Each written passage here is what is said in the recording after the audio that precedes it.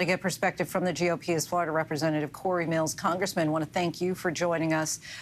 Just would like to start right off the top by asking you what your thoughts are on the day. Well, I think that the entire thing has been grossly mishandled. I think that if we truly backed it all the way up from the campaigning time of DA Alvin Bragg, where this is exactly what he said, is that he was going to utilize his position to investigate and indict the president. I think that if we look at his primary funding sources, which is people like George Soros and others who have political motive behind this, if you look at the increase from misdemeanor to felony, and even the way that they broke it out, to where instead of saying that it was a single incident of the $130,000 payment, broke it down into 34 charges based on multiple increments that was given that totaled up into the additional money. I just think that when you look at all of these things, it's hard to argue that this is not a politically motivated investigation.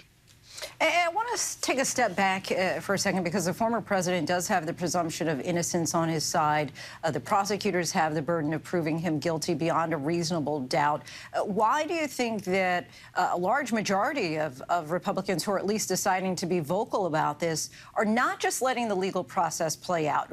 Instead, they're attacking the district attorney. Instead, they're talking about how this is about politics and not anything that was illegally done. Well, let's go ahead and talk about what you just stated, and it was correctly stated, which is that in America, under the rule of law, you are innocent until proven guilty. Now, that's a very big contrast to what former Speaker Nancy Pelosi said, where she said that he'll have a chance in the jury to prove his innocence. And so saying the silent part's allowed. You're seeing where they are trying to look at things, and as you talked about with your correspondent, things like the gag order, realizing that not only is the former president running as the 2024 presidential candidate in the Republican Party, but being able to respond to the accusations, being able to respond to allegations is a very big part of defense. And so not being able to even respond to that almost would seem as if, in the media in many cases would, utilize as a self-admission. And so I have no problems with the rule of law. I have no problems with allowing things to play out. But when you can see that they're politically motivated and they're in an attempt to try and stifle political opposition, this is the issues that we have. And especially when you look at the judge themselves and what his daughter does, which is a very well-known Democrat strategist. When you look at what DA Alvin Bragg stated during his actual run, I think it's hard to take in all those things and say this is not politically driven in any way. Before I let you go, our congressional correspondent Rachel Scott has been at campaign events for your governor, Ron DeSantis, and his supporters have told her that they back him over Trump because of the distractions and, quote, chaos that comes with Trump. Do you think that your governor will get a boost of support out of this? Well, I think that the governor, and we're blessed in the state of Florida to have the greatest governor in America, but I think that the governor was very clear that he, too, doesn't agree with what is happening with regards to the Manhattan DA.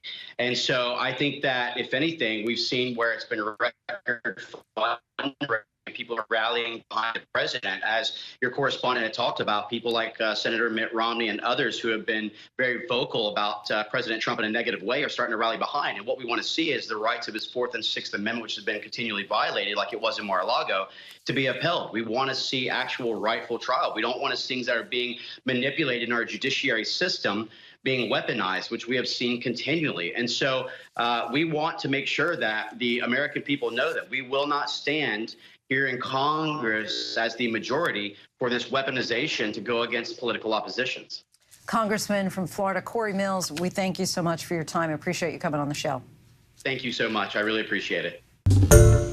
Hi, everyone. George Stephanopoulos here. Thanks for checking out the ABC News YouTube channel. If you'd like to get more videos, show highlights, and watch live event coverage, click on the right over here to subscribe to our channel. And don't forget to download the ABC News app for breaking news alerts. Thanks for watching.